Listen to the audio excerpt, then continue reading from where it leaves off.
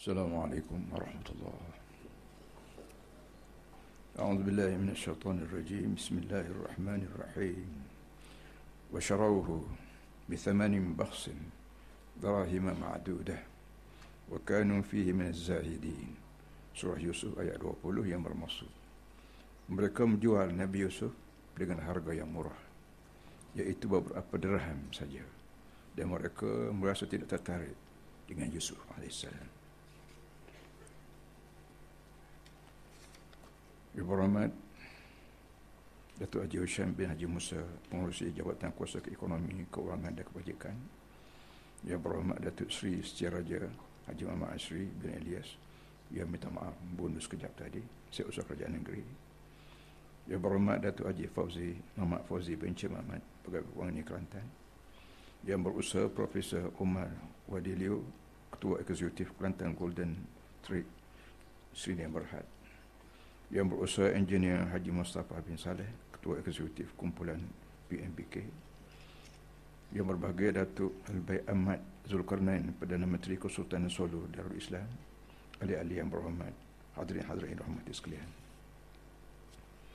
Alhamdulillah, kita lafazkan setinggi-tinggi pujian kehadrat Allah Subhanahu Wa Taala yang telah mengizinkan kita semua untuk berada dalam majlis peresmian pelancaran mata wang syariat emas dinar dan perak dirham Kelantan.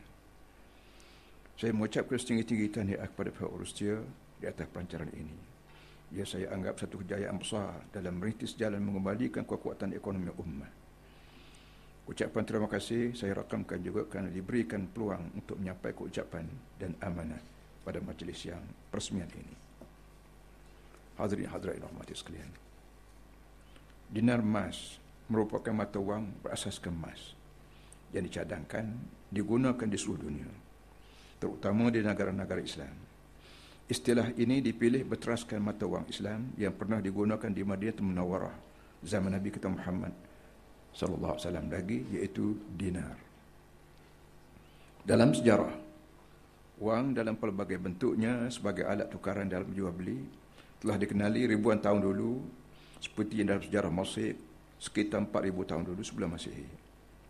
Sekalipun pada masa itu sistem barter trade dianggap sebagai sistem yang utama, namun sistem mata wang yang diperkenalkan tidaklah menjadi satu budaya yang asing. Ayat yang telah saya bacakan tadi menunjukkan bahawa bagaimana kisah Nabi Yusuf AS di Mesir yang telah dijual oleh para pedagang dengan hanya beberapa dirham saja. Perkataan dirham itu membuktikan bahawa mata wang itu telah wujud sejak zaman itu lagi, iaitu kira-kira 4000 tahun dulu. Wang emas dan perak pula diperkenalkan oleh Kaisar Romawi sekitar tahun 46 sebelum Masihi alaihissalam. Pada masa itu, standard tukarannya ialah di antara wang emas dan perak dengan nisbah 12:1. Penggunaan wang emas dan perak ini telah menjadi satu alternatif pada sistem barter trade, iaitu tukar barang dengan barang. Jika masyarakat Romawi pada masa itu lebih cenderung menggunakan wang dinar, di sebelah Parisi pula wang dirham digunakan secara meluas. Kedua-duanya digunakan oleh orang Arab jahiliyah yang terkenal dengan sifat rajin berniaga. Allah berfirman, li'ilafi Quraisy ilafihim rihlat asy-syita'i was-sayf falyabudu rabb hadzal bait alladhi at'amahum min ju' wa amanahum min khauf, yang bermaksud kerana kebiasaan kaum Quraisy hidup dalam aman tentram, iaitu kebiasaan mereka aman dalam perjalanan mereka menjalankan perniagaan pada musim sejuk ke negeri Yaman dan pada musim panas ke negeri Syam, maka hendaklah mereka menyembah Tuhan yang menguasai Kaabah, Tuhan yang memberi mereka penghidupan, menyelamatkan mereka daripada kelaparan dan mengamankan mereka daripada ketakutan. Zaman Rasulullah SAW, jual beli semuanya berasaskan pada dinar dan dirham. Ia diperluaskan pada zaman Khulafaur Rasyidin, ia tersebar dari Perakat Utara, Indonesia hinggalah ke Bukhara, Delhi dan Asia Tenggara. Kemudiannya sehingga ke Kepulauan Tanah Melayu, era Kesultanan Melayu Melaka. Ini membuktikan dinar dan dirham yang berteraskan emas dan perak merupakan mata wang yang paling stabil pernah digunakan oleh umat manusia. Daripada awal tamadun Islam sehingga hari ini, nilai emas dan perak sangat stabil serta sangat menarik perhatian. Misalnya, seekor ayam berharga 1 dirham ketika zaman Nabi Muhammad dulu sallallahu alaihi wasallam. Zaman perkembangan Islam negeri Arab, serta zaman ketamadun Khalifah Islam. Hari ini seekor ayam masih berharga 1 dirham di kebanyakan tempat di seluruh dunia. Apabila dibandingkan dengan nilai harga ayam runcit semasa. Ini sekaligus menunjukkan inflasi sifar dalam jangka masa 1400 tahun. Inflasi sifar dalam masa 40 tahun. Sebagaimana yang disebut oleh Yang Berhormat Datuk Husyam tadi, dalam Quran juga menyatakan kisah Ashabul Kahfi yang menggunakan mata wang perak untuk membeli makanan selepas tersedar daripada tidur 300 tahun lebih. Wab'athu ahadakum biwariqikum hadhihi ila al-Madinah falyanzur ayyuha azka ta'aman falyatikum birizqin minhu waltalattaf. Dia bermaksudnya mereka bercakap sama sendiri, suruhlah salah seorang daripada pokok kita ini untuk pergi ke kota dengan membawa wang perak kamu ini. Wariq maknanya wang perak. Hendaklah dia lihat manakah makanan yang lebih baik. Hendaklah ia membawa makanan ini untuk kita semua. Hendaklah ia berlaku lemah lembut. Jangan sekali-kali menceritakan hal kita pada seorang pun. Para hadirin sekalian, bagaimanapun penggunaan wang dinar dan dirham gagal diteruskan dengan kemerosotan Imperial Islam pada abad ke-13 Masihi. Hadirnya penjajah yang membawa misi 3G, God, Glory, dan Gold, iaitu agama, tanah jajahan dan kekayaan, mengakibatkan umat Islam berjaya digoncangkan pegangan mereka terhadap agamanya sendiri. Lalu tinggallah Islam sebagai agama yang hanya disebut dalam masjid-masjid dan madrasah semata-mata. Tidak lagi didaulatkan sebagai syariat yang memerintah. Nilai jati diri yang merosot menyebabkan mereka bergantung dengan penjajah dalam mengatur urusan ekonomi. Apabila tidak wujud pergantungan dengan Allah Subhanahu Wa Taala dan menepikan syariat sendiri, umat Islam menjadi umat yang putus hubungan dengan Allah Subhanahu Wa Taala. Bagaikan layang-layang, ia putus tali, mungkin ia terbang tinggi, tapi dengan cepatnya dia akan terhempas jatuh ke tanah. Antara implikasi yang paling ketara dengan kehadiran penjajah ialah memperkenalkan sistem wang kertas yang kononnya disandarkan pada nilaian emas. Hasilnya seluruh manusia di dunia diperkotak-katikkan oleh kuasa-kuasa besar untuk mempercayai nilai yang ada pada sekeping kertas. Kertas tersebut hakikatnya langsung tidak mempunyai sandaran yang didakwa.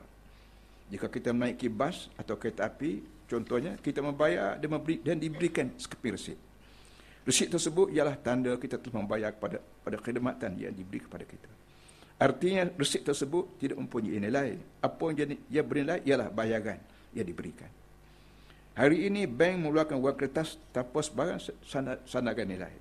Wang kertas hanya dinilai mengikut keadaan ekonomi semasa sebuah negara, dan ini sebenarnya lebih teruk daripada resit bas dan kereta api. Hakikatnya mata wang tidak berharga, melainkan jika kerajaan memberi nilai kepadanya. Wang kertas RM1 bukan bernilai RM1 dari segi harga kertas. Ia bernilai RM1 kerana itulah nilai yang telah ditetapkan oleh kerajaan.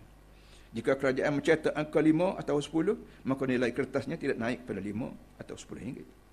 Hanya pengakuan dan jaminan kerajaan yang menjadikannya bernilai sebanyak mana yang ditentukan. Itulah hakikatnya wang kertas. Kebebasan mencetak wang kertas menyebabkan berlakunya inflasi apabila dikeluarkan dengan banyak tanpa kawalan. Ia juga mengakibatkan berluasanya amalan riba serta terdedah pada aktiviti manipulasi dan ghirar. Ia jelas dilarang oleh Islam. La gharar wala ghirar.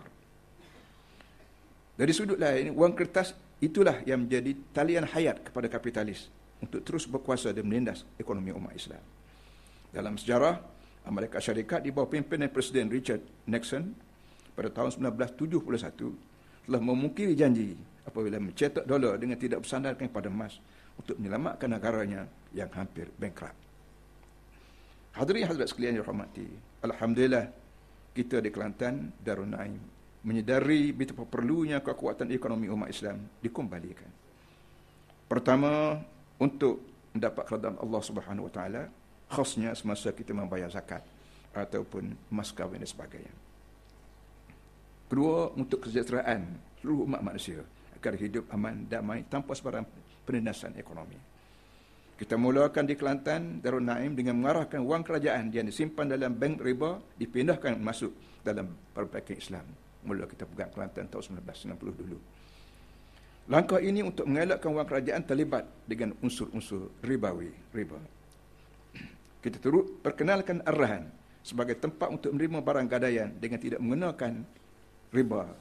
Kita juga mempelopori langkah tidak mengenakan sebarang faedah kepada kaki tangan kerajaan negeri Kelantan yang membuat pinjaman pada tabung kerajaan daripada tabung kerajaan. Semuanya ini dibuat dengan penuh rasa yakin pada Allah Subhanahu Wa Taala, dan sehingga hari ini alhamdulillah kita tidak menghadapi sebarang masalah.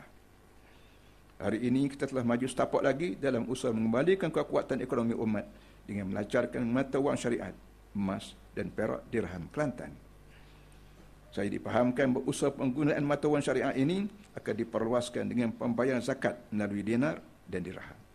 Di samping itu saya dimaklumkan terdapat lebih 1,000 buah kedai di sekitar Bandar Kota Baru yang sedia berurusan dengan pelanggan dengan menggunakan mata wang syariah dinar emas dan perak dirham yang dilancarkan hari ini. Selain pada itu, pihak kerajaan Kelantan akan melantik ejen jual beli yang beroperasi seperti money changers bagi memudahkan urusan tukaran mata wang ringgit dan mata wang syariat. Tahniah dan terima kasih saya ucapkan pada semua pihak yang terlibat. Sekalipun mungkin usaha ini dipandang kecil, tetapi ia tetap merupakan satu permulaan yang baik untuk kembalikan kesedaran ummah keseluruhannya. Mudah-mudahan Ramadan Mubarak tahun ini akan menyalurkan lebih banyak hidayah rahmat daripada Allah untuk berlipat ganda lagi, yang berlipat ganda lagi, insya-Allah. Hadirin hadirat sekalian, ya rahmati, akhir kata saya sekali lagi mengucapkan syabas dan tahniah di atas peresmian pelancaran mata wang syariat emas dinar dan perak dirham Kelantan ini, khususnya pada Yang Berhormat Datuk Haji Usman Musa yang merupakan penggerak utama terhadap usaha ini. Semoga setiap amalan kita dapat ganjaran daripada Allah Subhanahu Wa Taala. Para hadirin sekalian, munasabah sesuai dengan kita berada bulan Ramadan Mubarak.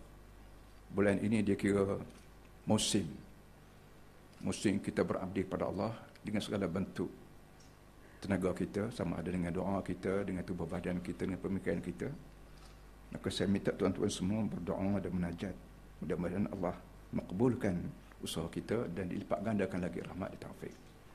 Mula-mula saya akan baca doa ini seorang dulu, saya terjemah, kemudian tuan-tuan semua saya minta turut sama. Allahumma aslih lana din ladzi huwa asbatu amrina. Wahai Tuhan, tolong baiki segala kelemahan agama kami, kerana agama kami adalah tempat bergantung hidup kami, urusan kami. Wa aslih lana dunya allati fiha ma'ashuna, dan tolong baiki juga urusan dunia kami, kerana dunia ini adalah tempat kami cari makan. Wa aslih lana akhiratan allati ilaiha ma'aduna, dan baikilah juga wahai Allah akhirat kami, kerana akhirat kami tempat kembali nanti. Wajahil hayat ziratul lana fi kulli khair. Ya Allah, tolong jadikan hidup kami bertambah-tambah kebaikan. Wajahil maut rahatan min kulli syarr. Ya Allah, tolong jadikan mati ya kita nanti menjadi rehat kami daripada sebarang keburukan. Sekarang sila baca beramai. Allahumma aslih lana dinana alladhi huwa عصمة أمرنا وأصلح لنا دنيانا التي فيها معاشنا وأصلح لنا آخرتنا التي إليها معادنا واجعل الحياة زيادة لنا في كل خير واجعل الموت راحة لنا من كل شر. Allahumma amin. Kepada kawan kita tetamu daripada luar, wal ikhwan ad-dhuyufil kiram alladhina takabbalu as-safar min ba'id, nuhanni'ukum bi ismi wa bi ismi hukumati Kelantan al-mahrusah, wa narju lakum jami'an as-sihhat wal afiyah. Assalamualaikum warahmatullahi taala wabarakatuh. Salam.